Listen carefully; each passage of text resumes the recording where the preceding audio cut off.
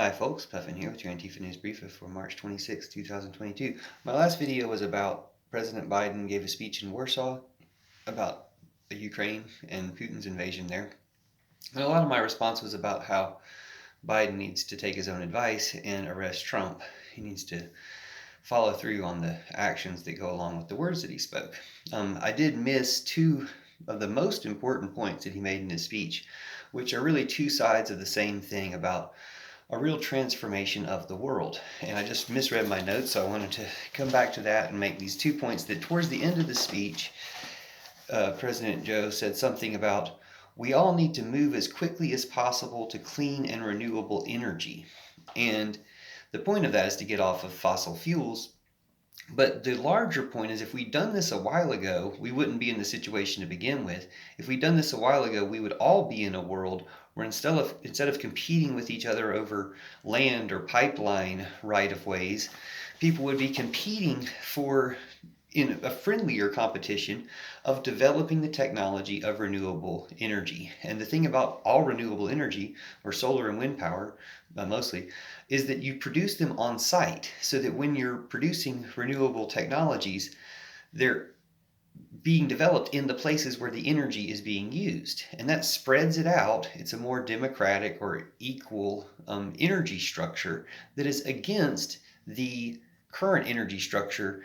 And the current energy structure is behind not only the fight for territory, but the war itself, behind the military itself. Now, the second point that he makes is what really cuts at the heart of military itself. And if you've seen my previous videos, I mentioned how while it's good to see this as a fight between democracy and tyranny and defense and offense, or Zelensky and Putin, and be on the side of Zelensky and be on the side of Ukraine, that's all good to be against, and be on the side of Russia against Putin. It's all good to be on the right side of this conflict. It's even better to be against conflict and to be for peace to defeat war. And there's something in President Joe Biden's speech that indicates peace will defeat war. And I just missed it in my notes last time. He mentioned a new kind of economic statecraft that rivals military might. Now, if at this point, what they're doing with economic sanctions is more powerful than what a powerful military can do, is a more powerful force than what military can do, then it shows that military and war is obsolete. It's all about who can convince the powers that be to allow economic activity or curtail economic activity. And that's a more powerful weapon, even though it's not really a weapon, it's a peaceful weapon to be used now. So war is obsolete. We should have learned that from spending over $2 trillion, I think, in Afghanistan over 20 years, and then having it taken back over by the opponent in 3 days. We should have learned that war is obsolete a long time ago. If we'd spent $2 trillion just improving Afghanistan, no one would have taken it back over because everyone would have been doing well enough. There wouldn't have been an appetite for takeover. Things would have been going well. It's the same situation in Russia. We've crippled their economy, or we're knocking their economy down, and that will make the people suffer.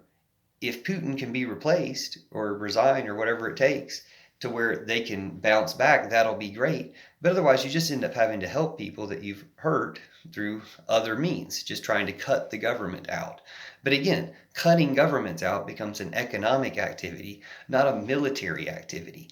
That's kind of the old way of doing it. And this is showing that even when a stronger military invades a weaker state, the weaker state can still win with the support of the international community, or the weaker community can still win with people's support. And that really it comes down to the support. We don't need to go through the process of killing and everything else.